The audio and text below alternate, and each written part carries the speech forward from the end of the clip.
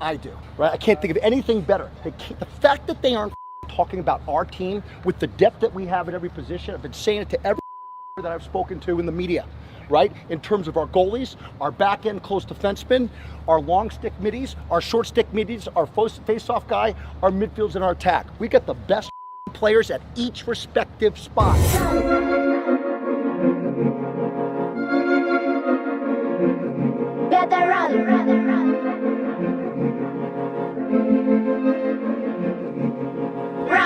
Saying what we did. We set the tone. They got to fall in our role. You guys understand that? And that comes down to you handling your role and embracing it regardless of what it is. We don't give a who plays. This is about winning, and that's it. That's on three. 1, 2, 3. Ah!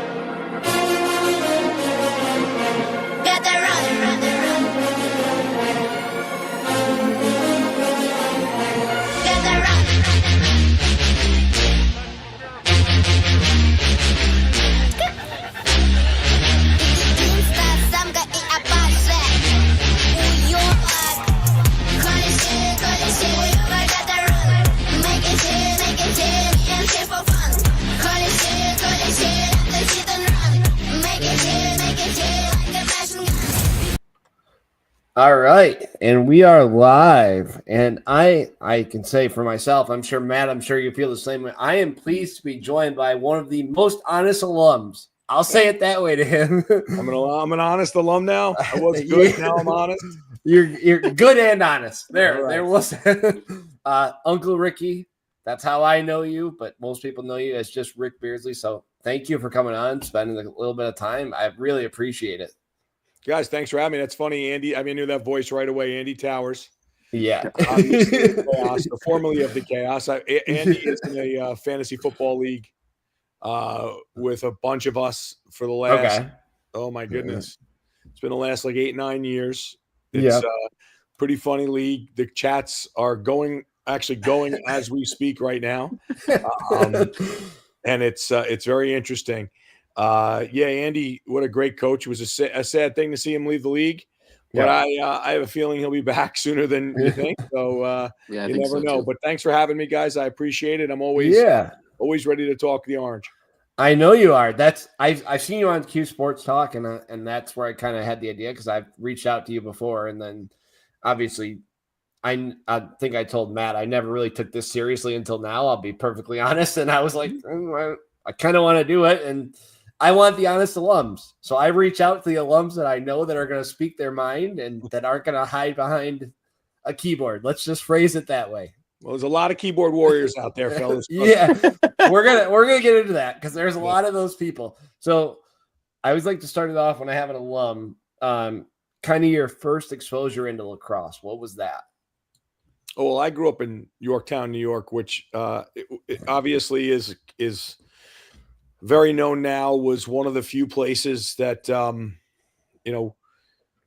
I guess had some of the greatest players in the country come out of or in one town. I mean, so I went to the Lakeland side of it, there was 2 high schools in the town of Yorktown, and I went to the Lakeland side, which was not really the power, but we turned, obviously, my senior year, we turned, well, sophomore through, we turned into kind of both of us Class A, Class B. We would win and kind of get into state finals and state semifinals. Yorktown would win, we'd lose or whatever. But a lot of us came out of that town, and I got exposed to the sport a couple of ways. I was on a podcast a couple of weeks ago, and I never realized the influence my mother, Angela, had.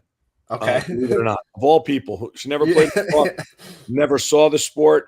She was a hairdresser. In a gang in New Rochelle, moved up north. My dad was from Mount Vernon, so we moved to northern Westchester. That's what the normal progression was.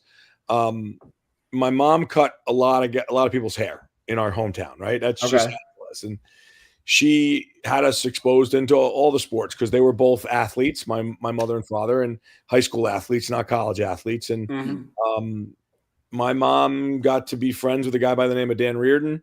He was a swim coach. My sister was a college swimmer. And I used to go to the swim. I used to go swim on a swim team. Yep, me of all people. Yeah. Big round face, right. I looked the same as I did when I was young. But he was a defenseman who went to Hobart and then went to Villanova. And my mother, he said, Angela, Rick should play lacrosse. He's an aggressive kid. You got him in all these sports. It's a good town for it. And that was like my first exposure to it. And, the funny part was, I think my mom was ahead of the curve, believe it or not, for a woman who didn't know anything. She was ahead of the curve. Yeah. They went to give me a short stick when I was just 9 years old. When I grabbed the first stick we bought at Sports Barn, which is still around in Yorktown. And my mother said, no, he gets a long stick. He's going to be a defenseman. Okay. So they gave me a long stick. And if you know people that knew my mother, we weren't very wealthy, but my mother could have cared less how much money she spent or how much debt she got into. So she bought me a deep hole and cut it down. And first stick I ever picked up was a deep hole. And it's pretty funny. Most everybody goes from the short stick to the deep hole. I went from the deep hole to the short stick back to the deep hole. I was gonna say, that's Matt. I think you can agree, obviously, with your son now. Like, that's been my experience. Everybody starts out as a midi, and then it's okay. You're too slow, or you're too lazy. You're an attackman. You're too lazy. You're an attackman, or you're too aggressive. You need to go play D. Or you weigh too much. You're a goalie. Like, let's. It was. So that was my first exposure to the position and the sport. And if you know anything about, if you knew anything about my family, we were like all in on a lot of things. We were really very much a person, that, very much a family back then was very cutthroat. My mother wanted a tougher son, not a guy who was soft. So, she literally would encourage me to fight kids. She would do a lot. It was, I'm not a lot of the pieces are coming together now, Rick. I'm figuring it out now. Yeah. I'm not a very big person, per se. Right. And I'm not small, but I'm not big, but I'm not afraid of much. And I think that comes from my mother. I mean, my mother would literally say, like, hold on a second, that kid said something to you. If you don't go over there and punch him in the face, I'm going to slap you across your face. So I would go and pick a fight. It was nothing like, that's not a good trait probably to have in life, guys, is where you're not afraid of punching someone. So yes, my first exposure to the sport was that way. And then, I was blessed. I had great coaching. I mean, where I was, it was great defensemen. I had great coaching. I had peers. I had guys that were older than me that mentored me, and it kind of took my career. And I was obviously athletic enough, right? I was all stages football player. I was pretty good athlete in basketball. I was all section. So I was pretty good athlete. So I ended up, that's the natural progression. So that is how I ended up playing lacrosse. And I was very lucky. I was in the right place, right time. So I was looking, you were on Colsey. You were on the 92 team with Colsey for the U19. Is that correct? Yeah. Well, it's funny. There was 8 of us from our hometown on that team. Okay. So how about that? So from our hometown. So people always used to say to me, and it's nothing against Camillus or anything like that. Yeah. People used to say to me, "Oh, Camillus is the best town in the country for lacrosse." And in that year, I don't think it was. We had the Yorktown Lakeland game. If you look it up, the Murphy Cup from 1991. There was over probably 35 Division I guys on the field on both teams.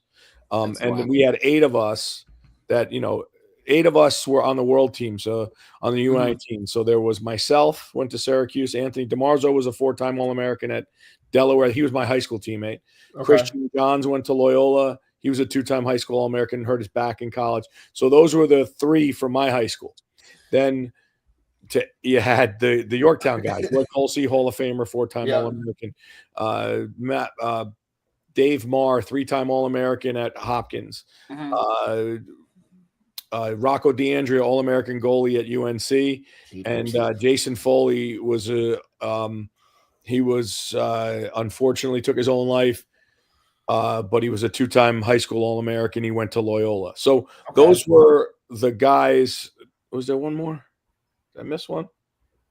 I might have missed one. No, maybe there was 7. I have a picture that's on my on one of the shelves in my garage because obviously that's where my I don't know. I have my All-America plaques up. I forgot they were even there, and it's pretty funny. But yeah, my hometown I was really lucky, and I think about those guys you play against every day. Yeah. Right. You're playing against them every week. Pick up, playing football against them, whatever. Just all great athletes. So That's cool. So you go from, obviously you're an All-American in high school, and you're a star in high school. Mm-hmm. Obviously, Syracuse was a huge program back then. Mm-hmm.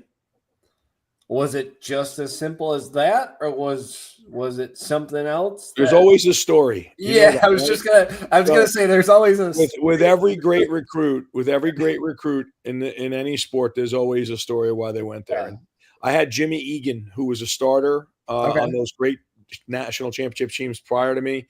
He went to my high school. And a little known fact about Jimmy Egan is Jimmy Egan's college girlfriend was Megan Kelly. Really? Megan Kelly was our aerobics instructor at Syracuse. Believe it or not, yes, she was, and she That's did. a little change. A little bit of change. So, yeah. But yes, if you ask Megan, I actually ran into her on Route 1. She was next to me in a car in Greenwich. She lives in Greenwich, Connecticut, when I was down there. But that's a whole other story. But yeah, Jimmy Egan went to Syracuse. She was a Lakeland guy. Went to graduate with my sister, and that was just my style, right? They allowed you to be who you were. Coach Simmons, I mean, there's no one like him. Yeah. So yes, for me, the plan was that from right off the bat. But when colleges could start calling, I took phone calls from all top 10 Division I programs. And every one of them offered me either 80% or a full scholarship. And it narrowed down to Maryland and Syracuse. Mm-hmm. Obviously, who did I play in a national championship in 95 with Maryland? But I really wanted to go to Hofstra, believe it or not. Coach Danowski, who's now I really did, because it was Long Island. It was like there was hot chick. It was one of those places. It was like close enough to home, but far enough away. And Long Island, going over bridges is crazy for me, right? I mean, I didn't have to go anywhere, living where I lived. So I ended up getting a full scholarship to Syracuse, and it was obviously I thought and everybody thought a pretty good choice. Yeah, it turns out it was a fairly good choice. And I'm going to tell you something. When you asked me earlier, before we started, I'm going to ask you why you went to Syracuse. Joey, if you ask Joey Spallino, I took him on his recruiting visit, right? It was during COVID. You had to have someone who had a long-standing relationship. So that was an NCAA rule back then. So I was the only person in this area with a long-standing relationship with he and his family. Yeah. And so I was legally allowed to take him around campus, which was closed at the time, right? Right. And Paul Carcaterra, I got coached by everybody that week. So I went from being a guy who's an alumnus, because obviously you have me on because you want the honest alumnus. Yeah. I was one of those guys that the coaches didn't talk to as much as they probably should have. Right. Didn't return text. I sent them guys like Jake Pisano. They ignored it. Guys like Pat Hackler, they ignored it. Yeah. Sam Duggan, they ignored it. So that's on them. There are a lot of names that I've heard since then that were ignored. I'll just say here's it that the best one ever. Everybody started to mysteriously text me that week out of a coaching staff and try to coach me through how to make sure that his visit went well. When the best line I got, and it was unsolicited, from Paul. Paul literally said to me, Rick, just remember, when you're a star at Syracuse, you're a star. Yeah. And literally that does resonate and does ring very true. I mean, I just saw a post, Harvard, all great game. Harvard's a great team. Yep. Harvard beats Yale, and there's a post, and they're like, sellout crowd, 2,500 and change. 2,500 and change you got for scrimmages. You know what I mean? You got for closed scrimmages at so that was a huge thing. So when you said that to me, that's the reason. Okay. You know, my first game I played in front of 15, 16,000 people. Right. I mean, it was crazy.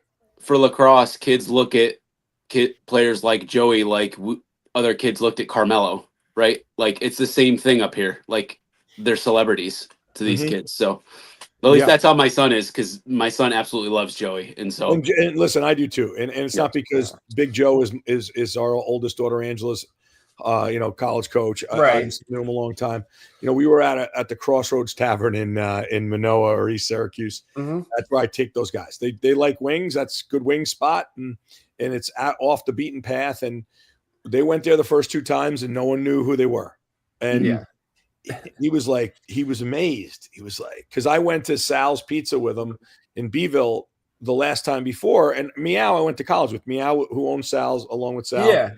Meow was a runner at Syracuse. So, and her son's going to Marquette. So obviously athletic, but we went there. There was 75 people that came up to the table and shook Joey's hand and Joey was just sitting around like, this is hilarious. No one knows me here. Yeah. Well, it's probably good in a way. Like it's kind of refreshing. It is. Other way it's like, maybe it's a little bit, right? But then 2 guys walked in the other day during the Q's game. Didn't even know that the basketball game was on. I just kind of put 2 and 2 together. And they sent over a round of drinks, and those guys obviously weren't drinking. I would tell you if they were. And like the guy just said, "Hey, good luck. We know who you are. Yeah, you're doing great." Like, awesome. and it was kind of funny, And I even laugh at the best part about it. And I thanked them at the end when I paid the bill, and they had no idea even who I was until I shook his hand. He's like, "And you are?" And I said, "My name is Rick." He's like, "I listen to you on Orange Nation all the time. Did you have for lunch today?" I started. So yeah, I was gonna do what you have for dinner, but I don't want to. I could give you that. I don't want to steal that, so I don't want to take that. No, it was Chipotle, and it was it's because our youngest Viviana is it's Chipotle Friday, then it's Chipotle Sunday. So that's how that works. So what's the best Simi story that you can tell in public? Oh, all the Simi stories are pretty good. Okay. Or that you can repeat. I should phrase it that way. No, yeah, there's nothing bad. I mean, Simi was that guy. He was the best guy you could ever play for, right? I think and funny, I'm gonna say this, guys. I've never said it to anybody on any type of social media or interview. Yeah. I don't know how much Coach Simmons really likes me anymore. Okay. I don't know. I don't know maybe what I did to him. Maybe I was too loud and gregarious, or maybe I spoke up against the program when people asked me questions like, is it okay to be number 6? Like, I don't think it's okay to be number 6. We've never once, Coach Simmons never once told us to celebrate mediocrity. And it seems that mediocrity is celebrated in this. Again, this is just me with an old school mentality. Yep. Mediocrity is celebrated in this generation a lot. Now, I'm not taking anything against my daughter Angela's team. They're 18th. Like, that's spectacular. Like, be part of a top 10, a top 20 team, to be top 10. But like, I'm not saying anything negative on that. But like, I myself, like, for me, mediocrity, I don't celebrate. Like, I don't say good job when it's not a good job. And my wife has, Tori has 4 national championships on her own, and 14 All-Americas and world championships as a swimmer. And, my wife is one of the greatest swimmers that's ever been in this country, and mediocrity for her is second place. So, so that's the thing. And so Coach Simmons, he always told us never to be never settle to be mediocre. Okay. I like a great one. I was the first guy to ever seen him wear shorts. On spring break. There's no real funny stories that you have about him, because, I mean, quite frankly, I was just always in a zone when I went to play. I was real intense. Right. Yeah. I had a lot of fun, but I wanted to get out and get going. I remember I always asked him if he had legs, and we went to spring break. And I was telling this the other day to Joey and those guys, like 48 guys who've never been on spring break in their life. You took them to Vero Beach and gave them. Oh my goodness. Yeah. Oh, you got thrown off the hotel grounds the first night. Couldn't drink. You weren't allowed to drink on the hotel grounds. Right. You couldn't party on the hotel grounds at all. Like, you couldn't have a beer. You couldn't even like sit on the beach. we were kind of, after the, I mean, guys were scaling literally. When I tell you that they were going from balcony to balcony, 10 floors down, it was nuts. Oh my God. But yeah, so Coach Simmons showed up in shorts. I have a picture of it. Okay. Because I used to say to him, does he have legs? It would be 90 degrees in the national championship, and he'd be wearing wide rail corduroys. I actually remember that because I attended a lot of those when I was younger, and I remember that, and I always used to. There's got to be something wrong. Like there just has to be. You can ask Fietta. You can ask Mark. Like I'll have to ask him. He had he never wore pants. Another thing that was great about Coach Simmons was, his pregame stories. Yeah, to get you fired up. His pregame speeches, there was nothing like them. That's cool. He could take and sense you. The greatest thing you can ever remember about Roy Simmons is that there's a bunch of great things, and I'll give you them. But about his stories, he could, sense if you were like too loose, and he'd pull you in, and pull you in, and then flip you in a second, ready to rip someone's face off. Okay. You could sense if you were too nervous and have you laughing walking out. He just could read a room better than anybody. I mean, I went to the opening of a Special Olympics with him. He took like 10 of us. The Central New York New York State Special Olympics was at Syracuse University. And it was during, I think it was the Winter Special Olympics in like 94, 93 maybe. Okay. And he took us out. He took us we were guests, and he was a guest speaker. Drove us out in one of those SU vans, and literally he didn't write a speech. He went up there and wung it. He had the entire place, and we're talking about handicapped athletes, handicapped people, like the whole place was up in arms, going bananas. It was incredible. Okay. And then I asked him, I said, Coach, what the heck, man? Like, how'd you do? He goes, I drink a lot. Like that was, I'll never forget. He literally said that. It was just, and the greatest thing, that I can tell you about Coach Simmons, and it goes back, if you watch the Lost Trophy, he says it a lot of times. He's like, we were still just kids. We were still college kids. Nice. And we made mistakes, and he allowed us to make mistakes.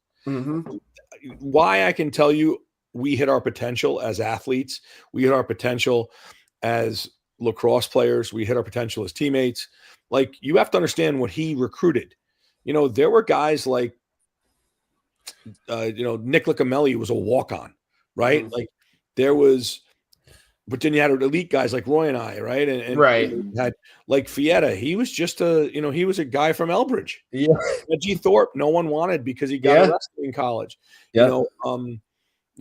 John Barr, who ended up being All-America, scoring 4 goals in the '93 game. Like JB, he wasn't like a highly recruited guy, but we were like a hodgepodge of people that no one really wanted, right? Like they were like, I could be a little bit of a hassle, and he'd put it all together. And we were degenerates. There's no doubt about it. Like, guys, when I can tell you that, I did things night before games I probably shouldn't have, but he trusted us. Like, so we never wanted to disappoint him. And he knew that. The dude is a straight genius. How he was a lacrosse coach in his life and not some CEO of some Fortune 500 or the head of something that's huge in government. Guys, it's unbelievable. I can't even put into words how brilliant he is. And again, like, I don't know what I did to anger and piss him off, but I don't know if I'm up there on his list right now. And I don't know. Okay. But hey, I love him, and I know, and every time I see him, I try to, give him a kiss hello and tell him I love him. And then I was lucky and fortunate. He helped create, him and Coach Desko helped create, who I am today. Right. I was going to say, so I want to kind of do midterm grades with you. Obviously, we're kind of at the halfway point. You're a defensive guy, so we'll start at that end. I want the Jimmy McCool grade first, though, before I talk about the close. What do the grades go? They go A, B, C, D, 10 to 1. What do we do? We'll do A, B, C, D. Do letter grades, yep. Letter grades, yeah. Go ahead. So Jimmy McCool? Yeah, start with goalie, yep. All right. Yeah. Jimmy McCool, I'd have to right now give him like a C+. Okay. just because he's made saves that he's supposed to make. And maybe like a B minus. Let me take that back. Like a B minus. Okay. B minus. I mean, he probably wants to be better. He got, he's given up some goals. One thing he's been susceptible to is low shots, low bouncers. Yep. And so, again, guys, when you're a 9, am I supposed to give you A pluses? Yeah. So I give him a B minus. How about that? That's a Right. pretty good grade. That's fair. I think I had it at like a C plus. Because You're it's tough. it's the rebounds though. That's where my issue with him mostly is. Rebounds, I don't know, man. Rozier gave up rebounds. Saran gave up rebounds. Yeah, you got to gobble those up. Got to gobble them up. I guess is the non-goalie. That's how I'll say it. Yeah, Like, because the bounce shots obviously it's Yeah, been they're that way tough all to evaluate. it's been that way all year for him. Whether we want to, Matt, I don't know what you gave him, so I don't know what you would give. Yeah, I think B minus is good. Yeah. Okay, I have him up right now, 8 goals against average and about 58 save percentage. So okay. I'm just checking out Matt's T-shirt. Okay. From Goofy movie. Just checking it out right there. I was like, "What is that?" I got the glasses on for that one. You guys know my age for that one. I'll be the rough grader. I'll take that blunt. They hated me because I picked against Syracuse against Hopkins, so I'll be the one that gets hated for this too. Listen to me. You're damned if you do, damned if you don't. Yeah. I thought that we would win. Yeah. But also I didn't think that we would lose against Hobart. I mean, against Harvard either. So, right. So don't worry about it. So let's go to the position you're most comfortable with, though. Mhm. Close defense. Attack. Yeah. No, I'm most comfortable hacking those people. Yeah. The defense. Now, this is where I can get a little granular here. So, obviously, I do love Billy Dwan III. I think he's great. I think the new kid, Grace, Michael Grace, the lefty. Yeah. I think he's great. I think that oh God, now their names are going on. It's Riley. Garris.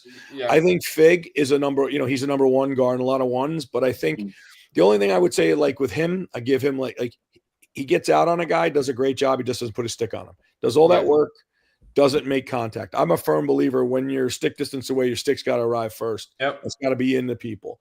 Billy could be the smartest D guy in the country.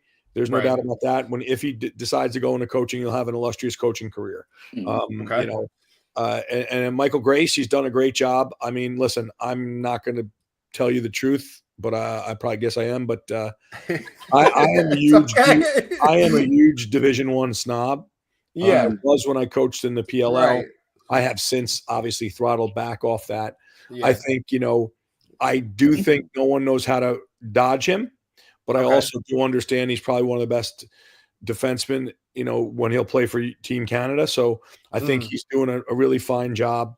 I think the Achilles heel of that defense is the long stick midfield. Do you count that as a different unit though? We can figure that in because they've been rotating them. That's the only thing I don't like. I like you got to stay consistent. I don't think they have a true pole up top right now. Yeah, I think Nick Kakemo is an awesome defenseman and a better kid, by the way. Yeah. I think he struggles. With those elite midfielders coming down, with his back to the goal. I can tell you guys, as a guy who played the position, I used to try and work in the summers. Guys would always try to get me on their teams to play summer league and go to tournaments when there was few tournaments back then. And I would be like, okay, I'm in, but I'm going to run long stick. And they're like, well, why? So you want to score goals? I was like, no, I'm uncomfortable out there. I had to learn how to get comfortable. So, so I would rate that defense right now overall a B. They've done a good job. I think they've won their matchups. I think like against Harvard, they could have slid a little bit slower to the polls. I think the biggest issue they're going to have moving forward, I think is that they got to find the two that are the guys they run out of the short stick D-middies, and you got to find a true pole. So I'm not saying it because I like Jake and I eat dinner with him. Yeah, I think Christina does a great job. Obviously, Carter Rice, and I think moving and finding those matchups up top. I do think John Aderna is a good coach. There's no doubt about that. He understands. Right. He understands these athletes, understands how to motivate them. I'd like to see him do some different things, try some different things. But again, that's me. It's not him. So Right. I would give that group overall a B. They are in the top 10, and B's filling. Right. An A plus, they win a national championship. So that's fair. I think I'm right around the same, only because of what people thought they were going to be going into the year. Because we heard a lot of the fan forums, which obviously I don't try and read into, but we heard a lot of this unit is going to struggle, and they've played a lot better than a lot of people have said going into the year. That's how I'll phrase it. They're good. Listen, they're good. They're solid. They're big. Yeah. They're long. One thing I can tell you right now, guys, in this day and age, people like lefties. Yeah. There's two lefties on that defense. They're long. Right. It's not for the on-ball stuff. It's for the off-ball stuff. And Figueres is kind of like that little pit bull. I just think those guys could do some more things. But again, that's a good unit without a doubt. Yeah. I'd go a B as well with that. Matt, what do you? Yeah, I'd agree with that. Yeah. You mentioning preseason, I think the whole talk preseason was the offense, right? Because we're returning so much. So I've been impressed, and I think that maybe Grace was that third, a little bit more solid guy they needed down low to kind of fill he was that supposed unit. to be up top in the beginning, but they found that's what I thought too. I was like, I don't know why they're not running him up there, but I can, but it's just you got D3 feet. You know what I mean? Yeah. The guy's different midfielder level when it's different midfielders coming down at you. They're the same size as you and can run just as fast. So let's go to the face-off position. Johnny Mullen, obviously, he's a B plus. He's a B plus for sure, and he's a really good kid. He's tough. Okay. He's figured it out. He's done his job. It's the other things that have, like against. Can you say that against Harvard he didn't do his job? I mean, did his job. Yeah. He won too. He's just 85% of the ball, right. And you lose by 2 goals, so it's just the way it works. I was gonna say when Matt and I talked about that, I didn't tell him which team had the stats, and all I did was read the face-offs and the ground balls, and I said, now you tell me which team should have won, and obviously Syracuse dominated the stats. Like, and jeez, that's my bedtime. Good Lord, guys! I got 3 tins sticking out right now. Yeah. You do this interview a month down the road where I lost 15 pounds. Yeah. Gotta get on my winter. It's okay. My winter weight's coming off right now. That Klondike bar joke is gonna come back. That's all I'm gonna say. That guy is true. That's why I rock the beard. It gives me a straight chin. I been shaving and I went short hair. It's bad right now. It's round face. I was gonna say, I think I'm B plus. Like, I think if there was a second, I'd probably be an A. That's the way. There it is. You'll be all right. You're good. Like, I think that's at least. Yeah, my only criticism, and I've said it to Dan when I think it was the Harvard game, one of the other games, is that he's very quick to shoot, which we got to back up for that at the same time. But like, he's not placing them when he's shooting. So that's my only thing. He's a very good shooter on the run. Yeah, he can't pull it off like Mason. That's why they call it a Fogo. Right. Let's go to the offensive side though, right? Because this was the talk. This is going to be my toughest grading part for me. Yeah, because this was the talk. It's an easy grade for me. Midfield first. Midfield, they're like a B minus. Okay. This is just with injury. There's no one that can break anybody down. Yep. Off the dodge unless they have a long running start. Nothing negative. They got a kid I think's the size of a ball boy that filled in. Yep. When you probably should. That's a great. Again, I'm not trying to be mean. No, it's and I'm not saying he's not good and he's not, but you could the Anderson kid I would have liked to see. He's a freshman. He's going to make mistakes, man. But I would like to see him get in, at least more on the offensive end. Right. I mean, they aren't the midfield that they had last year. Yep. I do think, their grade's going to get hit because of their offensive philosophy. or what Mhm. offense they run, in my Yeah. opinion. And I don't care if people have an opinion about that. I have one.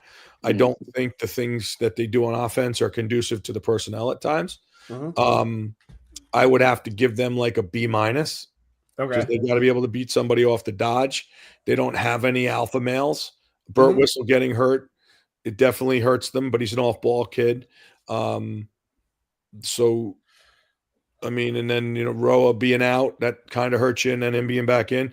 And like the English, they're good. Yeah. But they're not.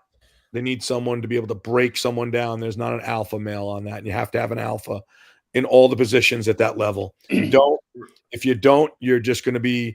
We're talking about winning national championships here, guys. We're not talking about, hey man, I'm psyched to be in the top 15. Yeah, I think my biggest criticism, and it's been all year, is the lack of a second midfield, and it's been obviously the Burt Whistle injury highlights that 10 times more than it would have, Yes. because at least you were getting production from him on the second line. Yep. And I'll say the ball boy, as you say it. That's how I'll phrase it. Because I I just am looked at, like, dude, last week there was 2 20-30s out there on the field at one time with Hopkins had a guy and they had one. And again, I could catch flack for this. I get it. You know what I'm saying? Like, I got my youngest daughter's 5'11", so like I can't say anything. Like I have a married Paul, so but yes, that for me, that's what it is. And that's I'd probably at the same line, and I think they'd be higher if they had a second line that could if they had depth. Yep. Yeah. Matt? And they don't seem to run the top four like we used to. We had 2 bona fide mid lines when we played. Yep.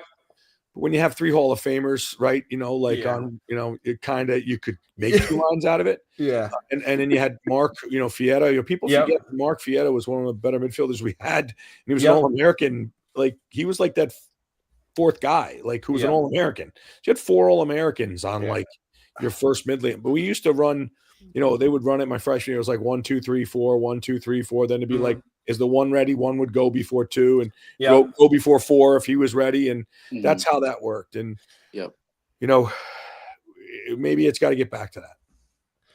Matt, I was going to say, what would you?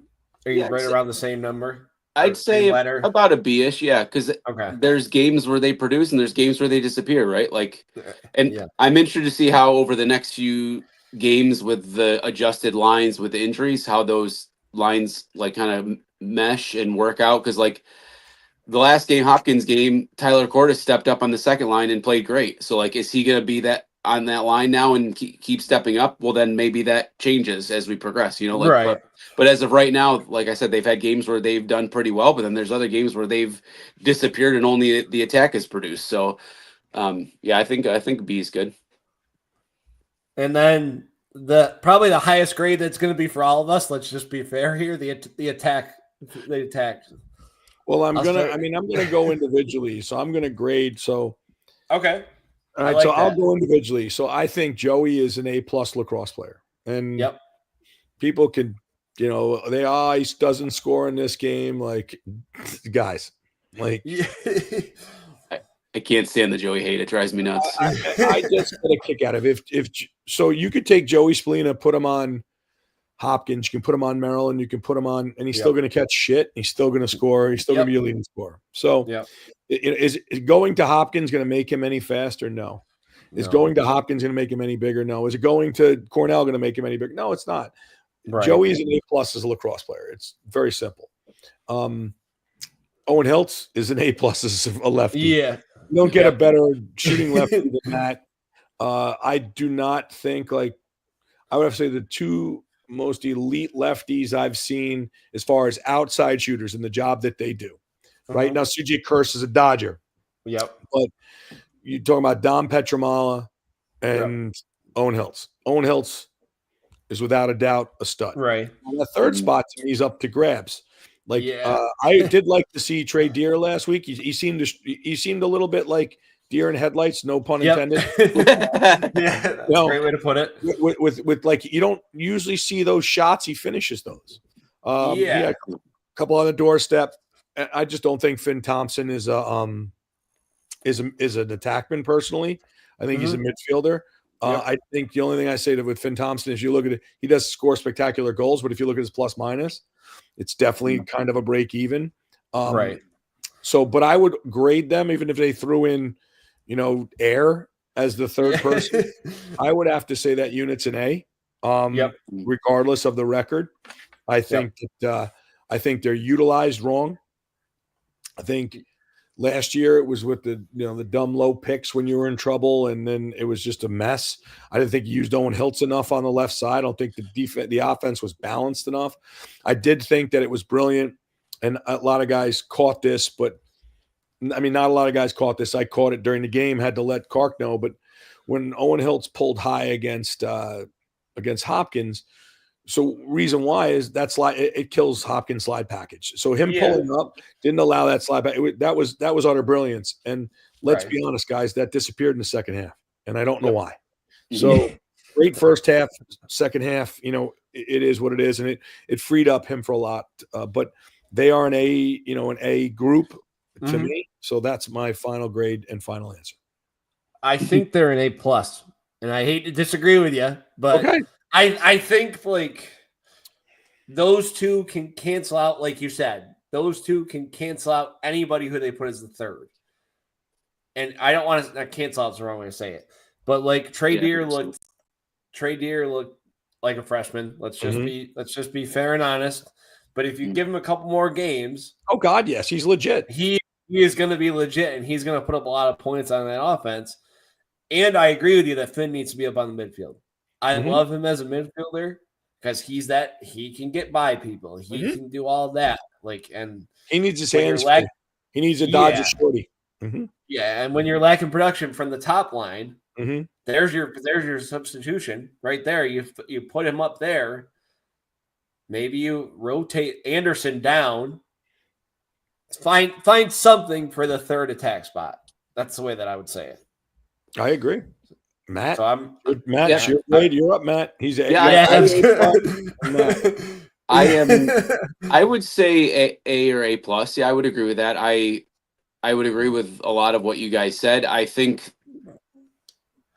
Finn it does better at the midfield, but I have been impressed with his production this year in particular. Last year, he did not shoot the ball particularly well. Like if you compare his numbers, like his shooting percentage is much better. And I don't know if that's just because he's on the field more and he's shooting more, but he, compared to last year's, burying his shots a lot more. So, but I would agree that if we moved him up and put Trey or Peyton down low, then we have just another threat at the midfield who's going to have a shorty 99% of the time. So, but I had thought from the beginning, I was hoping that potentially Trey or Peyton would be that third spot before the season started. So I think that's fair. My favorite part, we're going to grade the coaches because there's some criticism from March. So now you're going to get me in trouble. Okay, well, I'm going to grade the position coaches. We're not going to go head coach. We're just going to go. I'm not. I wouldn't say anything negative about Gary anyway, but go on, give it to me. Oh, it's my turn. I go. So give me the first. Offensive. Let's go. March first. I would say like a C. Okay. And he could listen. He could listen to it and tell me. Call me up tomorrow and say, Rick, you're a massive tool. I don't really. Right. Really doesn't matter. I don't think he. I think his first year with Coach Desko, he was great. Yeah. He moved the offense. I did games on TV. I saw it from different angles. He moved that offense into 6-7 spots. Yep. I think when he got guys, he left Joey out to dry a bunch of times and caught some shit.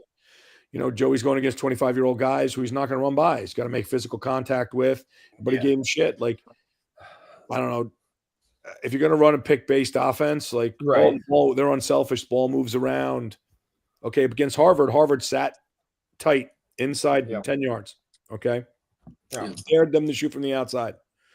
Not once when the ball rotated around did they look inside off the rotation. So, guys, let me just tell you how it should really work in the real world.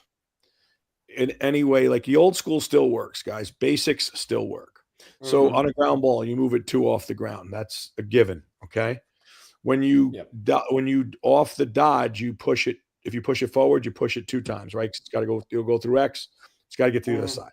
To throw back, it's gotta. It goes to change field. So But one thing that you do usually do is on the first pass, you're supposed to look inside because there's usually a dive cut in those offenses, right? It's a dive to the pipe. Syracuse never looks inside. They never look inside off the first pass. Right. And they're not in spots for them to look inside. So if Joey catches it X, he can't throw it over the goal. Yeah. Right. If Owen Hiltz grabs it, he's not really looking inside. Right. So he's on that wing. So I think, again, but I'm a D guy. What do I know? Yeah. I'm just a high school assistant. What do I know? But yeah. But I can tell you, in my opinion, it's a C for sure. If it was they're like, they're not even in the top half offensively. Right. Like, so you should honestly get them in the fucking B-, B. Yeah. You can't. I agree with you, and I think he kind of. I'll lay this on him more than I lay it on the players when I say this. Yeah, but guys, hold on a second, Dan. Remember this. Yeah. As a player, when you're out there, you can tell the coach mentally, go fuck yourself. Right. Remember that. That's right? why I say this. Like, do you think John Desco told me, whatever you do, don't throw a check above the goal line extended? What do you think I thought like? I think I know the answer. I'll say it that way. so you can do those things. But this generation, they're all good kids, right? They don't act like, I'm not a good kid, apparently. Yeah. I mean, hence look at my honors and I'm not in the Hall of Fame. So I shouldn't be. I guess I'm not. So go on. I'm sorry. I always say it this way: the positionless offense, which it seems that he's running, is where I lose. I'm not blaming the players for that. It's just there's a couple players like a Finn Thompson that is set up in the wrong spot, and it's because it's a positionless offense. You have midfielders. Obviously, Trey Deer is on the midfield out of necessity because they needed a scoring offensive prowess. Yep. Yeah. But like even that is an example.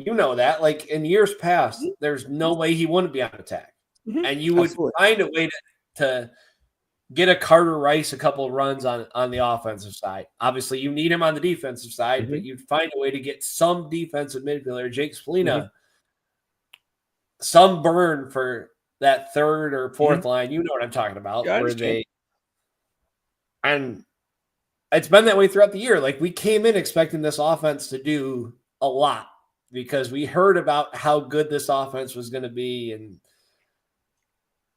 And I hate to say it this way, but they've underproduced given all the stuff that we heard about. Well, the biggest gripe is just losing to Harvard, right? So I think Syracuse had a 2-loss buffer. Yep. I've said this before. They have a 2-loss buffer. It should be very tough for them. If they lose in the next 2 games, all bets are off. Yep. I do think they obviously win, but if you lose in those next 4, you're skating with, do I make it? Yeah. Am I on the bubble, on the outside looking in? And no one likes that feeling, right? Right. Especially the pressure that was on this bunch when the season started. You were preseason too. Yep. I was good. So I'm right there with you with the C. Like I give it lower, but I'll move it up to a C. That's the way that I'll say it for me. Like that's damn. Why can't you go lower so he can text you and tell him they won't. Like, the worst part is the forums will roast. I don't know. Let's see. Not... text him right now. Yeah. I'm gonna put it this way. You ready for this one? Yeah. We text him right now. He won't text me back anyway. So what the hell does it matter? So Matt, I'm right. Probably. Yeah. C-. That's like if I have the benefit of going last and can say, yeah, what you guys said makes sense. It's okay. You can agree and get this pissed off. And take it. It's all good. I love it. I'll just say I'm not an expert. It's Matt and I have kind of joked about. You have a podcast that says the Syracuse Lacrosse Podcast. Well, you are now an expert, whether you like it or not. All right, Matt, you heard that, right? So when somebody comes at me, they can. According to Mitch Pelkey's podcast this week, we're media members, so because we have a lacrosse podcast. So you do. You are part of the media. I actually get the ACC updates all because they put my email on it when I was doing the ACC network. Oh, really? Like I get all the stuff each week. It's actually great stuff to read, but Yeah. But it's usually like, wow, I can't believe I'm a member of the media. That's funny. Let's go to the defense, though. Okay. I think John Adurna is a fine coach. I think he does a lot of good things. I think he's into it. He cares. He's definitely better than the last guy was. Right. You know, I'm a fan of the last guy, but we are going to get into that on this. We don't have to. yeah. So I know him though, so that's all I'm going to say. No, it's all good. I mean, I do think he's done a great job. I think, you got to remember, like, you got to understand what's going on with him, right? His wife lives in Long Island. He lives here. That's tough on you. It's tough on you, man. I lived away from my wife and my youngest daughter with my oldest daughter, and I go in 3 days to Connecticut for 90 days to coach. Right. So it's tough, and he does a great job. The kids like him, which is huge. And I think, he's I think, John Adurna, I'd give him like a B, just like his close defense right now. I think he knows he could be better. He knows he do, but like his defense isn't. He can do some other things, but the grades will be really interesting when he gets into those ACC games, because like today I watched Jacksonville, North Carolina. I watched Jacksonville, Carolina, and Jacksonville was in the zone and Carolina couldn't handle it. One part of me wanted to text him. I actually drew up a text because I was just like, there's no need for me to do that, right? But but I did draw up a text, and I was like, wow, they can't handle the zone, but like I'm not going to try and jump on the guy. I mean, he's always been great to me. I showed up at practice one day. I think he felt he had to tell me things, and he didn't have to. I respect who he is. Always have. He was a great coach at Manhattan, and and he's a great coach here at Syracuse. But I give him like a B plus. I'll give him a B plus because I like him a lot. You know what, Matt? I'm going to make you have an opinion. You get to go second this time, so I get to agree with everything you said. Yeah, no, you can tell, like what Rick said, that the players really buy into what he is doing and what he's setting up. And I mean, I never played on the defensive side, so I can play dumb here a little bit, but like it seems like from what I've heard that like Petro's offense or defense was very like complicated and cerebral. A million different sets, I mean, the terminology is so crazy. Yeah. I could, if I shared my screen with you, I could give you like kind of what it was like. I have stuff like that. I was so confusing to me, So. Yeah. But like Adurna seems to be like, let's play simple, smart, and the way it's supposed to be played. Like, and then he gives the guys the freedom to make the right decisions and those types of things. And that works with kids that age in this generation too, is like, if you try to overcoach, it almost kind of backfires, at least from what I've seen. So, but granted, I coach kindergarten through second graders. So, by the way, that's tough to do. They are kind of like college students, just so you know. Hey, don't hit it with your stick. We're in line to do a drill. Stop. But so I would agree. I think he's doing a great job. So I'd say B plus too. I'm right there, and I'll ask your opinion on this. The slides. Is he making that call to go that quick? Yeah. Okay. It's just this generation at times though. So it became a slide happy type defense years ago. There are times, even when I always try to ball movement kills you against good teams, good offense kills you. Goalies have bailed people out in this generation time and time again, to be quite honest with you. Yeah.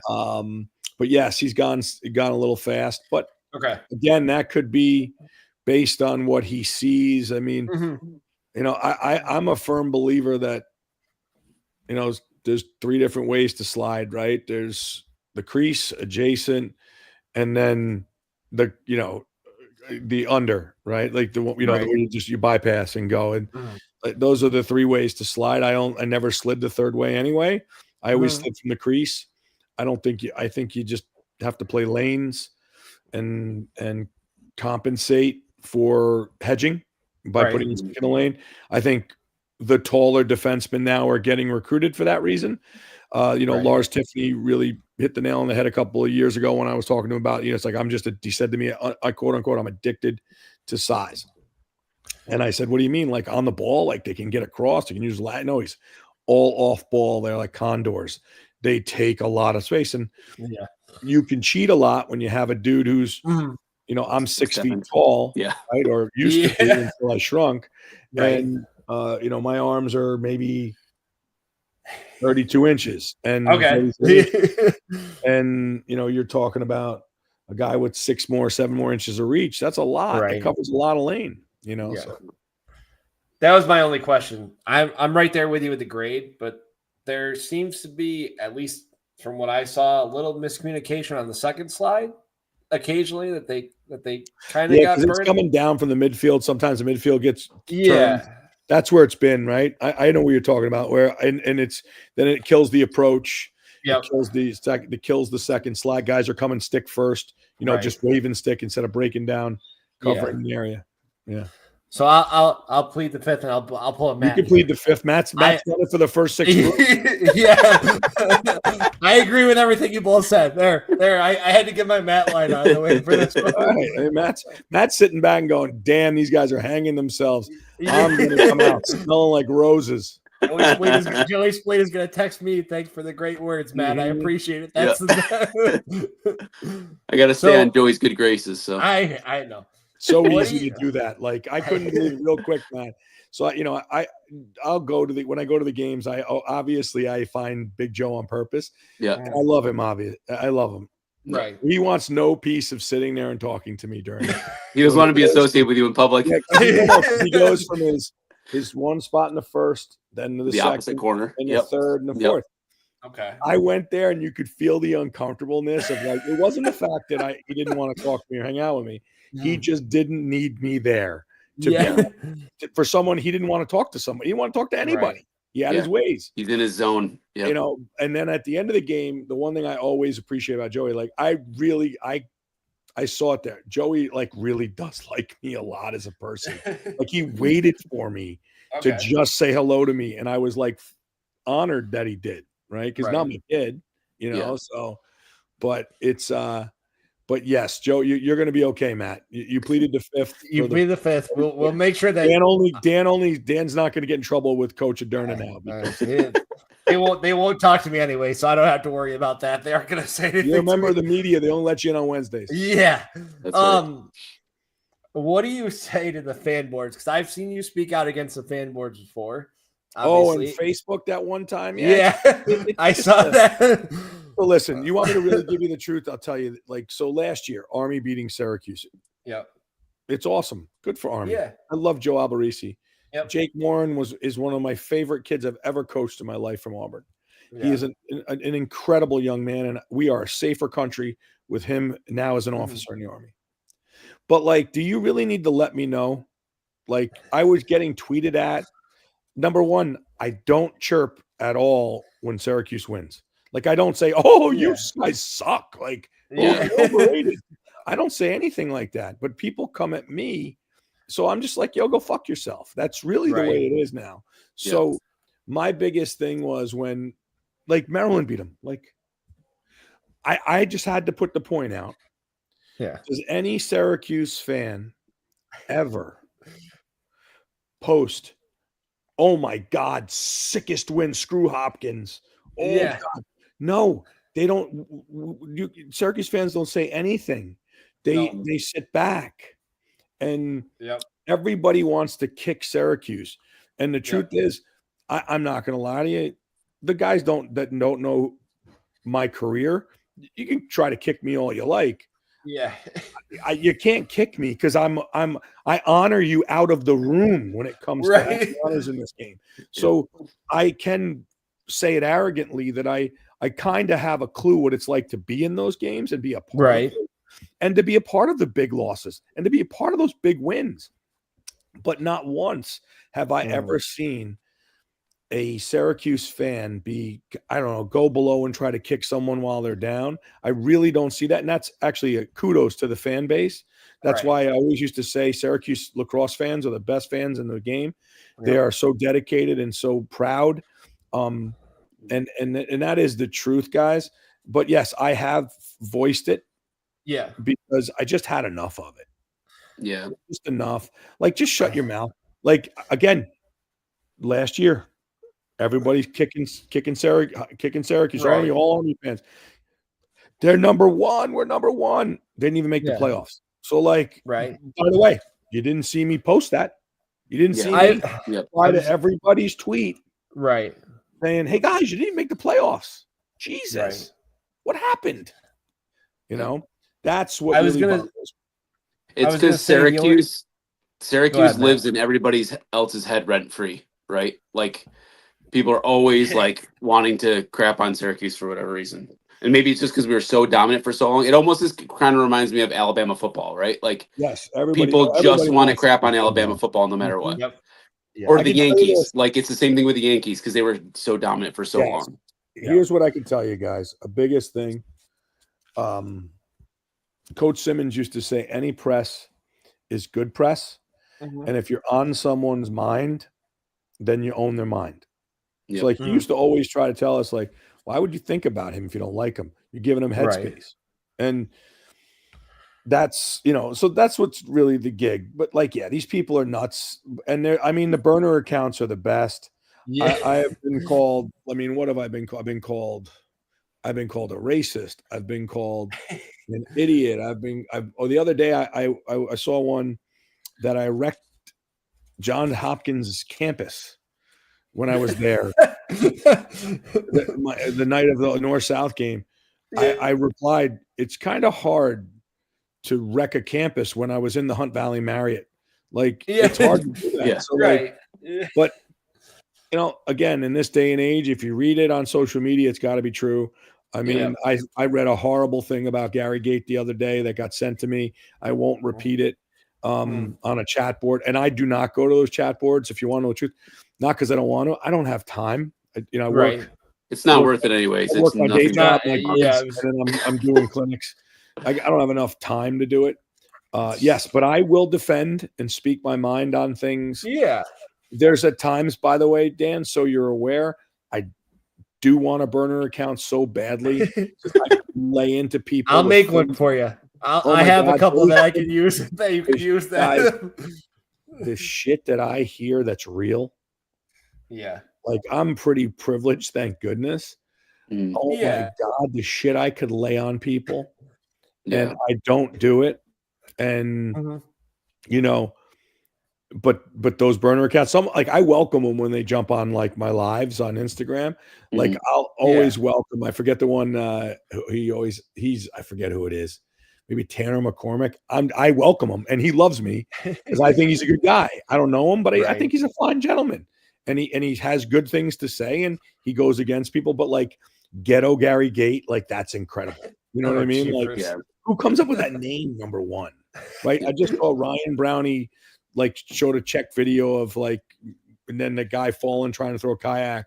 Meanwhile, they were trying to compare me to some kid who's a second string long stick midfielder at Syracuse. Right. One part of me is like, you really can't compare me to that kid. There's no.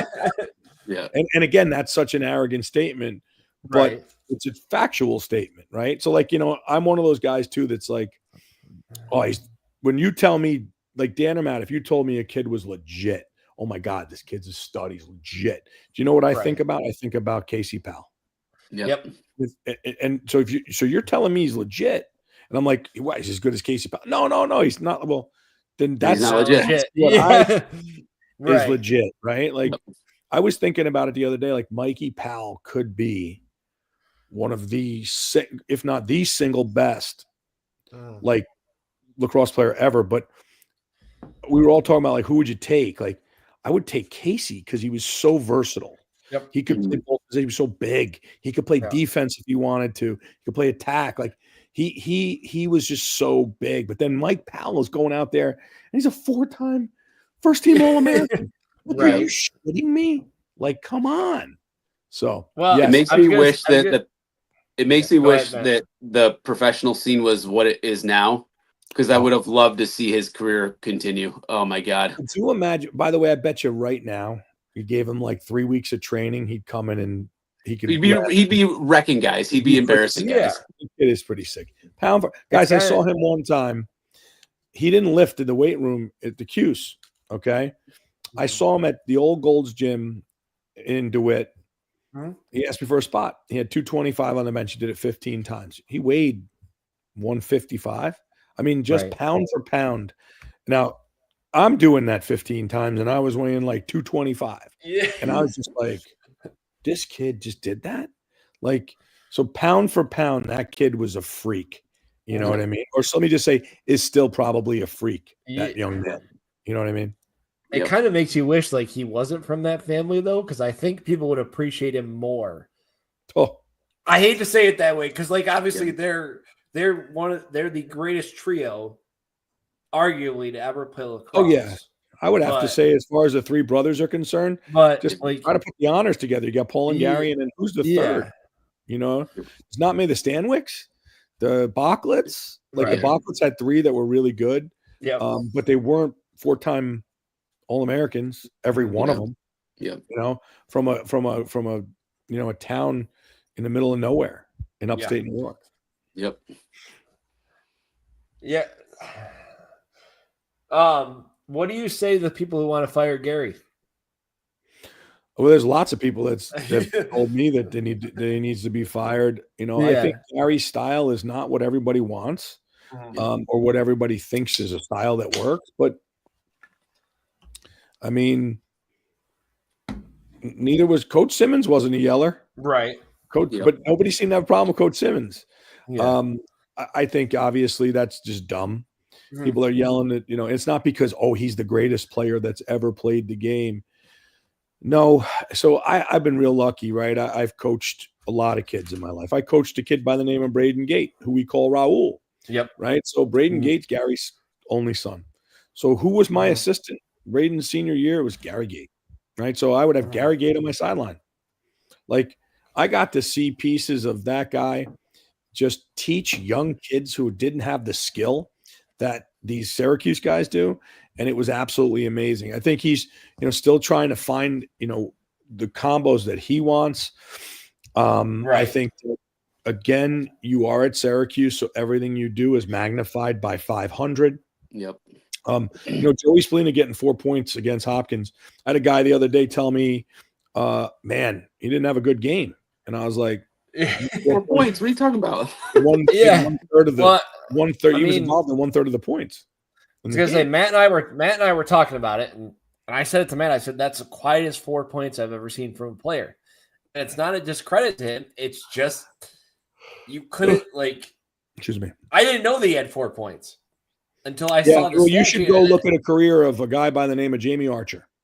Yeah, Jamie Archer, I remember Jamie would have 3 and 4, 4 and 3 in games. You didn't even always think he played. So, but he got Jamie Archer-esque numbers, guys. Jamie Archer-esque numbers. But that's a great way to describe him, though, right? Mm-hmm. Because he's a player who impacts it, and you don't think he has anything.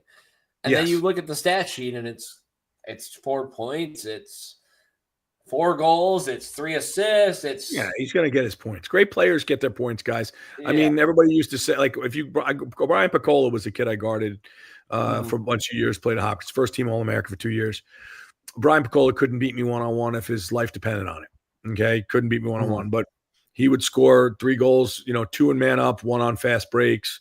He'd get a couple of assists. Like, great players, you just can't stop. And great players find a way to get their points. And by the way, if great players don't get that, they're typically the guys that, are either the focal point, taking away a guy and giving up their points for that reason. So that's just, especially in this modern game, it's very different. So, yeah. I got a couple of questions that somebody submitted me. They wanted me to ask you, Matt. I asked somebody I should have looked on Facebook to learn up. No, they said the response I got from Matt was no shit. That was the response I got from Matt when I said you were coming on. Or we don't care. That was the main response that I got, and that was good. From non-Syracuse fans. Ones. I just want to point that out. I don't care. Yeah, I know. You ever hear the phrase they can bungee jump? So. You ever hear the phrase they can bungee jump? Mm-mm. No, they can bungee jump off my nutsack, guys. Okay, I thought that was going somewhere else, so like that got me.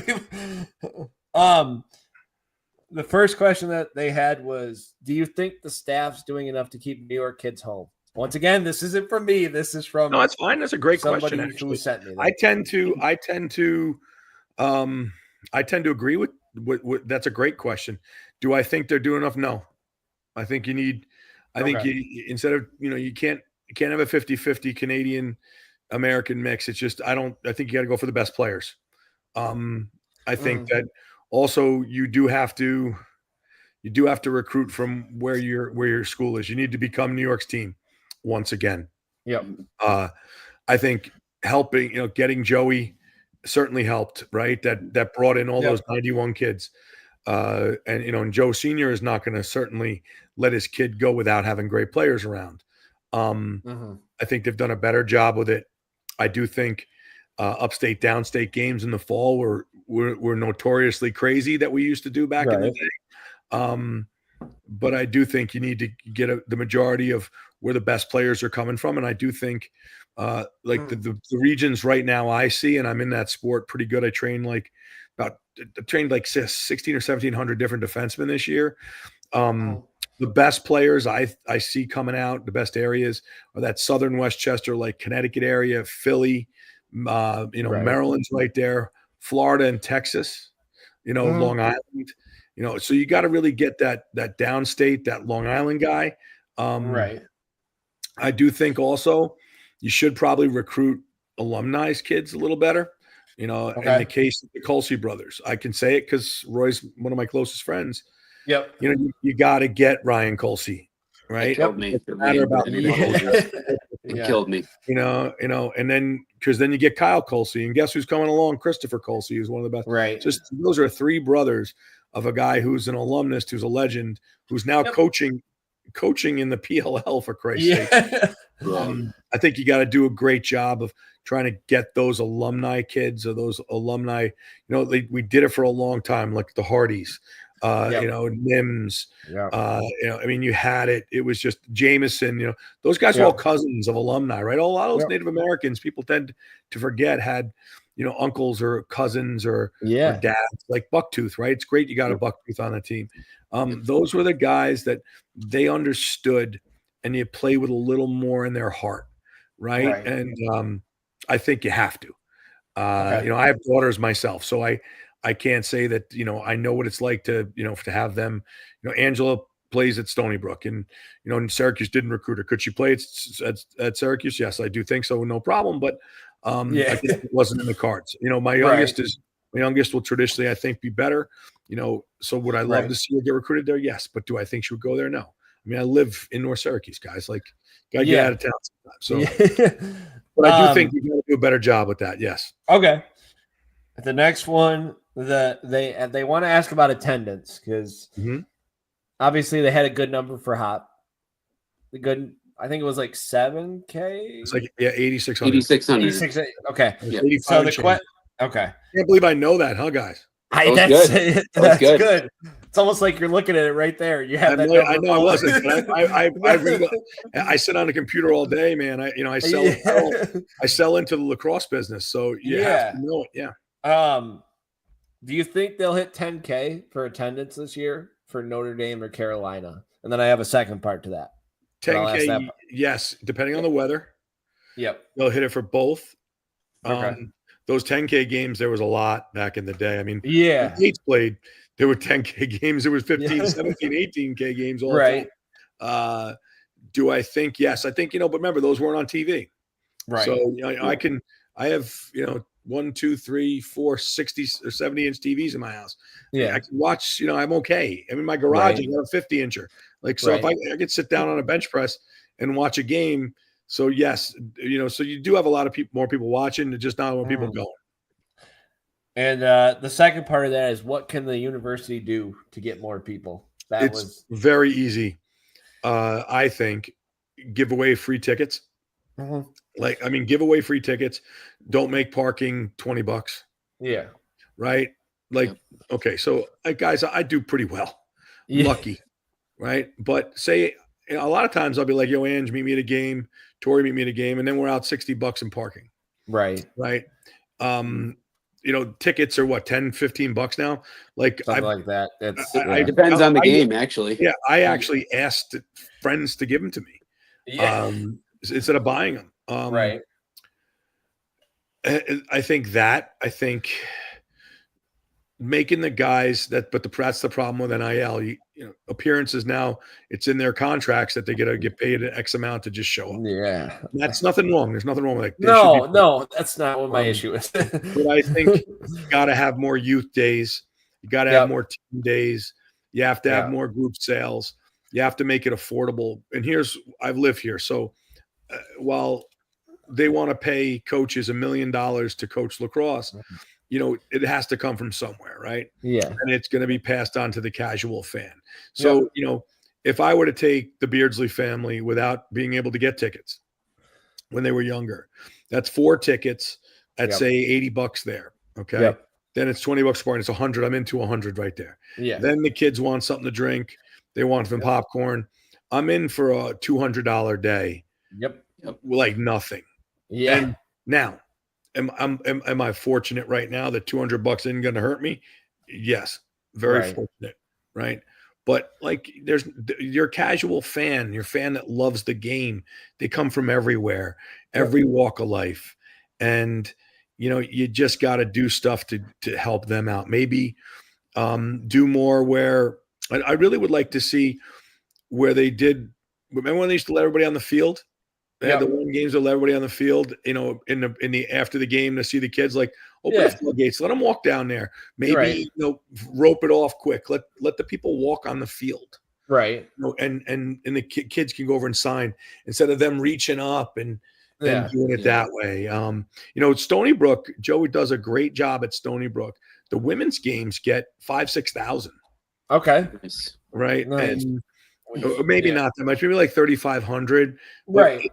But like they have teams down there high-fiving them as they come out.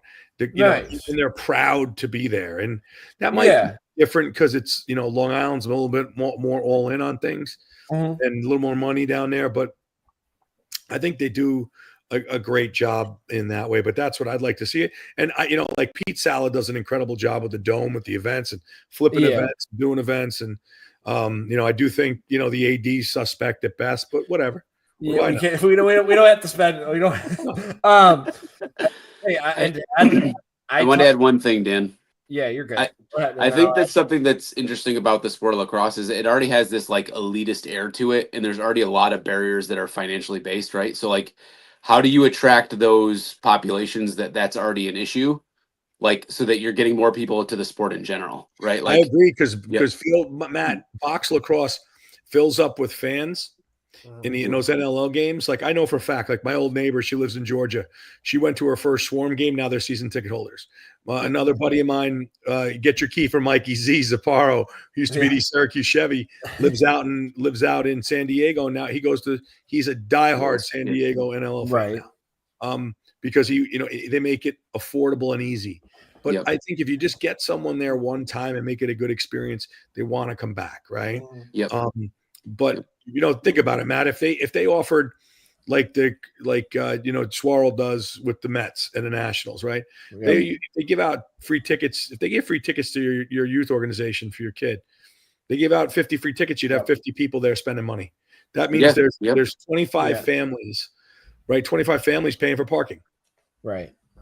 You can make money so many ways, and you can grow the grassroots part of it. I think more billboards, by the way, Dan, would be helpful in lacrosse season. Put their faces up on there, make them stars in the community. I mean, that's all trade anyway. You know. So I was gonna say, and the amount of advertising that the university spends on other sports, we see it all the time. Yeah. Like you're saying about the billboards, I still see football, and I'm not complaining that the football players are being promoted. No, not at all. I think Fran Brown did a great job. But like, you can put a lacrosse player on there for the Notre Dame game and say, "Come make this the Loud House," or however you want to market. Let's break a record. Let's break an attendance record. People are getting all in on that stuff. Yeah. And I was also going to add to the team thing. Like, I think that goes to it, kind of what you guys are talking about, but maybe having those teams on the field, Matt, your kid's team or whatever, maybe like you're saying, Rick, having them on the field, even for warm-ups. If you just say here, they're warming up, form two lines. They do that in Giant Stadium, right? Like you could, there's youth. Like I've obviously been. I mean, I'm lucky enough to be privy that most of my buddies are announcers. Sorry, Right. you like my setup. I'm downstairs in our house right now. You're good. Blanket floor. Yeah. But I was every time Anish comes to Giant Stadium when I was living in Jersey, I would go. I would be his spotter in the booth, and Okay. you walk down to the field and there's youth, like people get sideline passes for the games. There's like youth football organizations all along the sideline. Right. Like, and they don't go to like, they stop before they can get to where the players would sit, but on both sides. So you're building that base. And if you did that, and I mean, I think it would be beneficial, but again, what do I know? I'm only in the community 35 years. I was gonna say you guys are those the kids, so you guys can speak on that part, obviously, with that part. Well, like I know from my experience with taking my son, all those guys are so happy to take a minute and sign something for a kid too. Yes. Like set up those opportunities for the full teams. Like my son literally after every game wants to go see Joey after every game, and we probably have 30 things signed by him, right? Like but he wants to keep going every time because they're all so nice. They're so appreciative that the kids are there. Like so. And that's how you get more families there, right? You get the kids sucked in. The kids want to go. Well, then they drag mom and dad, say, "Oh, I want to go to the game. Take me to the game." Like, and then you're just going to get more people there. It is great, isn't it? Yeah. I was gonna say I remember when Matt, our guest, was playing, and I used to go. That's old. You must have been in diapers. Pretty much. Because I played. I think on my D line, my first year was Jesus on my right and Moses on my left. And I remember. Obviously, the tailgates, and you had the full posters. And Rick, obviously, you remember this. I remember, and I had a full glass of beer and a full 40 ounce. But like Matt, you could go out there and they still do it now with the tailgates. Yes, obviously, but it's so different now, which is weird. Yeah, you know what, Matt? That's a great point. Dan, that's a great point. The tailgates, they used to be just rows, and it used to be one row, and you went down one row, and everybody was there, and now they're scattered or not there, and that has nothing to do with weather. I mean, and it has nothing I to do with weather. remember like somebody, just for example, Matt, like Max, obviously, you could have a poster, and half of those players would. Rick can obviously speak to this as well. Yeah, we did. We signed them. All the players would come out, and you could have that full poster signed by the end of it. I remember, obviously, when Kavavit played and everybody else, like just being able to go. Before they were warming, before you guys got on the bus to go home, and something as simple as, okay, we're going here, and we're going to get everything signed, and kind of what you're talking about. So yeah, I can speak to that from my youth. Obviously, the way that part has changed. That's something I'm working on with my son for this year. I made a list of the whole roster, and we're trying to get the whole poster signed by him. Who don't you have, Matt? I was just gonna say, this is the expert. We're about halfway through. We got most of the starters and the main guys, but it's just a mix of just who we happen to catch. And actually, I've been talking with Joey. And he's like, "I'm going to help you try to get everybody." So yeah, he'll walk you through there. And that's the funny part. People don't realize that about Joseph. He's a good kid, and he understands his value, but he also understands the history of the game. Here's another thing I'm going to tell everybody that's listening, that's young. If anybody's young that's listening, know the history.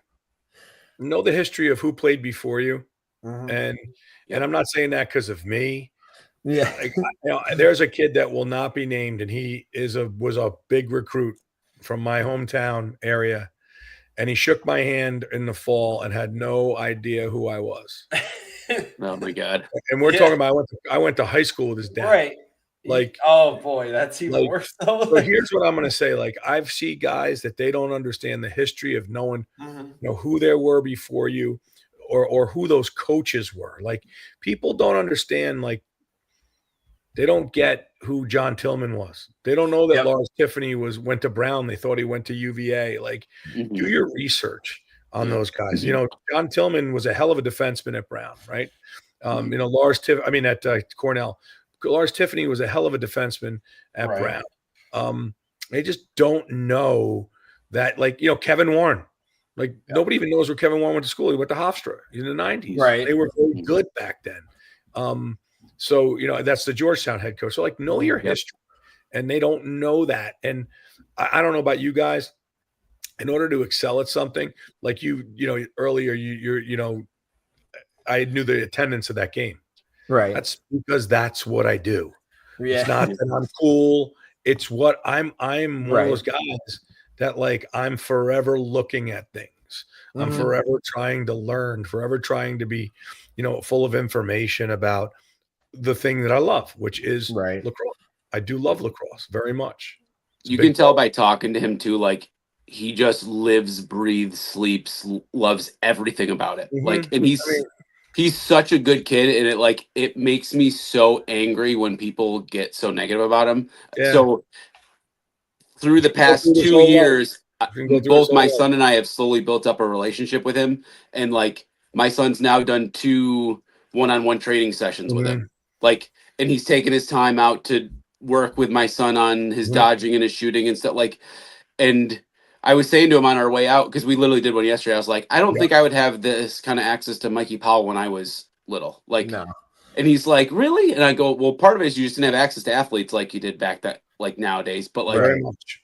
that, I don't, and that's not a knock on Mikey, but like that's just that kind of stuff I don't think would have happened back then. So it's like the fact that he takes time to do those kind of things, or like if you watch him after the games, he will sit there and stop and talk to every kid and sign every ball, poster, whatever, regardless of how much the coaches are telling him, you need to get in the locker room, you need to get in the locker room. He will sit there and sign for every kid who chose to come to that game and see him. Good point. And it's very true. So I'll end it on this, because this is the question for you. This isn't a Matt and I question. This is as a girl dad. What are your impressions of and I'll phrase it the way it was phrased to me, very, very young Orange team on the women's side? Well, number one, I can say that I want to say that I root for Syracuse women's lacrosse. I want to say it, but I don't. Okay. Number one. Okay. And it's because I have a kid that plays at a rival college, which doesn't play them anymore. And I don't know why. And that's a million rumors. Number two, the ego in me, my child wasn't recruited. So the ego in me, it bothers me. Again, Kayla has been nothing but beyond nice to my wife and I. And I think she's a great person. But I also do think that, like, maybe out of respect, you could have shot me a text or something, but that's okay. Right. Yeah, that's again, that's the dad. What do I think of them? They're getting much better each week. And I watch those games and they're getting better each week. I even said today to my wife, Tori, we watched that Stanford had beat, who the hell did they beat today? Yale by a goal. And that's an 8 beating a 4. I said, wow, Tori, just so you know, that Syracuse win really favors Syracuse now, because Stanford beating Yale is a really good win for Syracuse. That shows that Syracuse now probably sneak its way back in, maybe to a 6 or a 5 next week. On Monday, I don't see them jumping into a 4. Right. But yes, what do I think of a very young, being a girl dad? Yes, it's tough for me to root for them for those reasons. But my 3 favorite teams in college lacrosse are, and this is not even me like being cool. It is Stony Brook women's, it is Syracuse men's, and it is Stony Brook men's. I actually root for them like crazy. Okay. They are, having their troubles. But but I will go to those games early. I try not to miss games.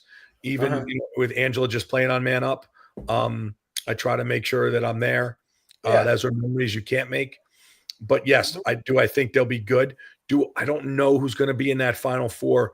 There's, a top 3 that are very good. There's Boston College, Northwestern, Carolina. I think Carolina is full of freaking studs.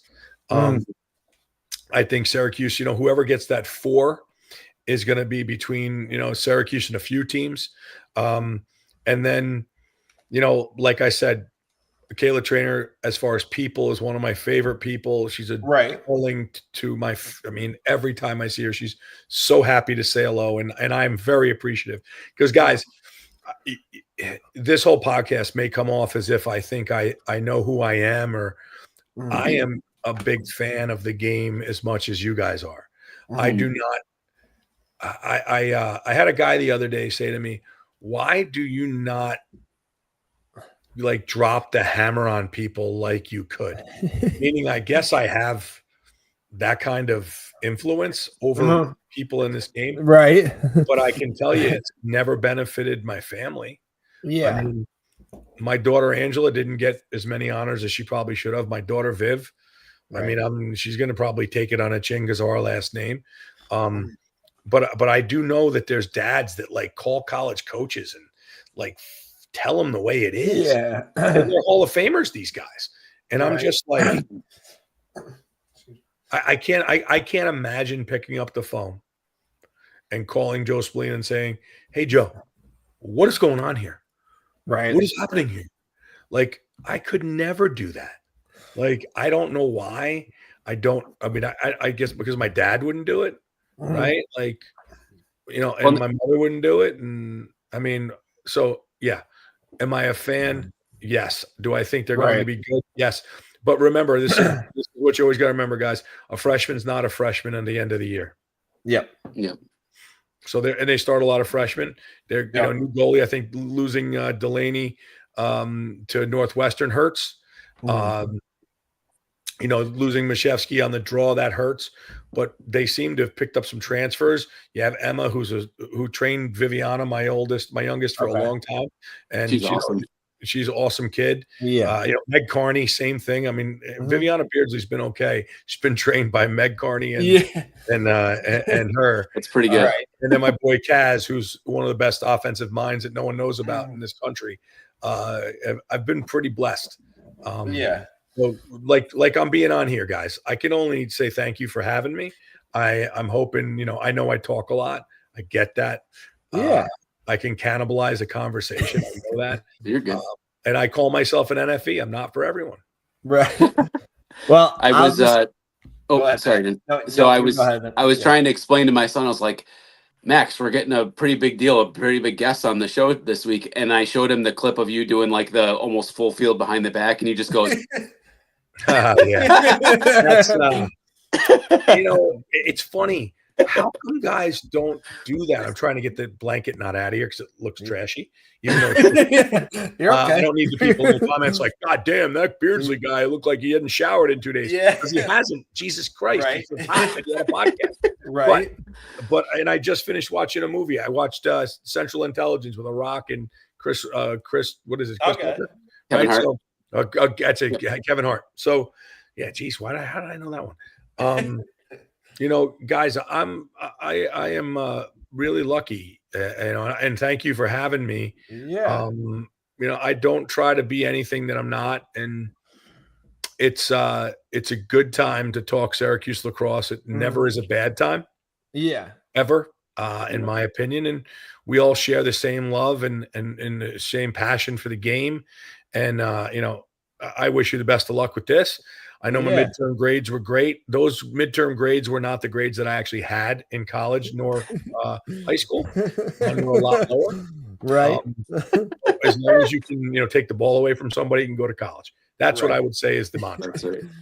That's right. That's a great way to finish it. Like, look, I think I speak for Matt when I say this. We appreciate you coming on more than you appreciate us having you on, because there are a lot of people who I've reached out to, and I'm not going to name drop. I don't want to do that haven't responded or have played the "I'm too big to do this." I'll just phrase it that way. Really? So, I can say this to you. There's very few that are bigger than me when it comes to the honors. Right. Right. I mean, I'm going to say that arrogantly. Yeah. So why would they think they're bigger when guys that are bigger than them are happy to do it? Yeah. We could do a whole episode on that. Matt, I get it. You had to put your kid to bed at 8:30. That's fine. Dude, I've been there when they were young. Right. I was there. We all have lives. Right. I mean, Gary Gate put it great to me one day when I changed jobs, and I was like, man, I took a pretty hard pay cut. He's like, you know, Rick, I was a college coach. When I needed to put the kids to Catholic school, I just did more camps. He's like, you'll be fine. Yeah. And I was like, damn, that's great advice. Never think about it that way, You though. know, we are all the same people. We're all, you know, wait, like, by the way, Matt, that behind the back, I was getting that earlier. I don't understand why guys don't do that anymore. Yeah. I don't understand it. The fear of the mistake. Like, I can tell you straight up, that was going to Mojo, right? That really was. If Todd Higgins, who was a first team all, didn't knock that pass down, and then obviously Cavo, and this is the anniversary of his death today. We love him. We miss him. Rat boy. I used to call him Rat and fucking Rat Bastard. That's what I used to call him, because he was always a rat off the ball. Rat. I would call him Rat. And he would, you know, like just that pickup and then having Casey finish that. I mean, how great did that make me look? Right. Yeah. I mean, Right. and I only threw that pass. Yep. The truth is, I only threw the pass because I think it was like 10 seconds to get out of the box. I think we're at like 8. If you watch the whole play, I think we're at like 8, 9, 8. You know, it's like 7, 6, 5. I was just like, why throw it over? I'm just going to throw it behind the back. If it gets there, awesome. Like I did it during the week to Mojo. I'm like, shit, I can make it there. And it was on its way to Mojo. Mojo still was like, I can't believe you threw that. Like, but I mean, I think the caption on YouTube, it says, fuck it, there's a Powell down there somewhere. There is. By the way, that's also the greatest thing about playing with great players. They make you great. My practices, listen, guys, practice was easy. I mean, games were easy. Practice was hard. I played against a reigning player of the year each year. Yep. Okay. Yep. Tom Marachek, my freshman year, attackman of the year. My sophomore year, Dom Finn was the midfielder of the year. No, Matt Ryder was the attackman of the year. Not my junior year, Dom Finn was the midfielder of the year, and my senior year was Roy Colsey. So, like, I had 4 players of the year I had to guard every day. Like, I had All-Americans. It was so hard to strip them. They knew you. Games were easy. Like, if you go back and put together a highlight film of each year of how many behind the backs or how many times, like, Con Smid stripped a guy or how many times, you know, Roy Colsey scored between his legs. Like, behind. I mean, dude, it was – people don't understand. It was a human highlight reel in those games. And in practice, it was even like, if you could video practice, shit. There's some great lacrosse. There was also some great fights, but there was some great lacrosse. I remember, I was going to say, I think you had Christian Fototopoulos. Was that? Dude, I just talked to him the other day. Fotopoulos. Yeah. No. I didn't want to butcher that name because Christian Fotopoulos. Yep. Dude, tell me, who did he fight? He probably punched somebody in the face. No, I don't remember what it was. I just remember the name because the name is one of those that you can't forget. And here's a funny one. Christian Fotopoulos was an All-American. Yeah. Like, you know, that guy who has two national championships. Right. He was our pole for 2 years. Like, we had Chad Smith who went down low, like, photo. He was from Rhode Island. Yeah. I mean, and he actually, I sent him a picture. I was out with Joey and those guys. Yeah. And I sent him a picture of all of us eating the wings. He's like, tell those guys what up. Tell those guys great win. That just tells you how much the alumni, we do actually pay attention. Right. I mean, we could talk for hours about your years because that was my bread and because obviously who we talked about before, I know. Well, those were good years. Let's be honest. I mean, we won a lot of games. Matt, a lot of national championships. I was going to say Matt may know like post 2010. I don't want to say it the wrong way, but I started in like the 2000-2001 era because I didn't play lacrosse until middle school. So Rick's year, I'll just say Rick's teams were. I still know the history and the legends, though. Yes, the funny part is Matt and Dan. I know the guys from the 70s and 40s and 60s, and then I know the guys now. So like I'm like that one alum that's like that in between that like knows them all because I've either coached them or I took the time to make sure I shook their hands when they came. Mm-hmm. You know, I mean, my greatest honor, real quick, was to sit next to Roy Simmons, Sr. For a week when we went to Florida in 1994, and I used to sit in the back of the bus, and I rolled right up into the front. I just wanted to sit near him and hear him. And one day I was sitting down, and I was there early in the bus. I was just done, and he sat next to me, and like that is something I'll never forget. And guys, I took my career and my life for granted in a lot of things. And there's nothing bad. I'm trying to tell you, like, oh, I just did that type of thing. I never took for granted. Holy shit. Was listening to him, guys. I can't remember a thing he said because I was in awe of him talking to me. Yeah, that's cool. I'll send you a picture of the Dom Finn because I have the fully autographed Dom Finn from when. Oh, the one of you got Dom, the one where he's in the Native American. Yeah. Who, by the way, Dom, I talked to Friday. I do all his business. See, Matt, this is Matt. This is who we need to talk to get. He's got all the. He's our start of the web. I know. Yeah. Dom, I talked to Dom the other day. I do all his business. Okay. I do all of Roy's business. Yep. Guys, I sell lacrosse uniforms and apparel. Like, I do want to try and get Roy on because Roy is just trying to get Roy on the phone is tough. Okay. I mean, I talk to Photo because I try to have like, I try to keep the lines of communication open for the alums, right? Like I have a defense, I have a text string for our 93 defense, Saran, Kugavin, Reggie, and myself. Yeah. And then I have a 93 team that includes Peter Linclip, who no one knows is our 4D guy, who's like a bigwig at GM, and his son Ryan, who, by the way, I would love to have seen in a Syracuse uniform, is at Michigan, and he was a top 10 D guy in the country. But like stuff like that, I still talk to all those guys. Like seeing Jamie and Charlie locally. Yeah. I called Mark the other day, Dan, because I was just, what I thought about him, and I'm like, man, I wonder what the fetish is doing. And I got to talk to him. Still around. That's all I can tell you. He is hands down. By the way, one of the toughest guys you'll have ever played. I mean, he laid it. If you watch the 93 team, we were in the penalty box. Mm-hmm. Oh my God, so many times. We played man down one game. I forget which one it was. Right. We played like 14 minutes of man down, I think it was. And they scored like one goal. It was crazy. The amount of violence we inflicted on people. Right. And it was okay, right? So it was okay. You win a national championship because of that violence. But boys, I appreciate it. Well, we went 10 minutes over since you were about to sign. You're good. Okay. Listen, I consider this a win because we kept having stuff to talk about, and Matt's stuff didn't cut out. So that's like a little victory. Right. Because you have dial-up. Is that what's going on over there? Apparently, Matt's the running joke that Matt and I have is either his video cuts out or his audio cuts out. It never fails. It just never and then he'll message me and be like, "I'm back." Okay, no, I'm not. Now I'm back. No, there's always something. Yeah. All right, he's got it. He's reliable. I'm downstairs. It's been a long day at the Beardsley household. Yeah. Viviana actually trains with Dylan Donahue as well. Okay. Went and got her shots in today, and then then it was to one Chipotle. Didn't have mobile. It had mobile only, so we had to drive to the other.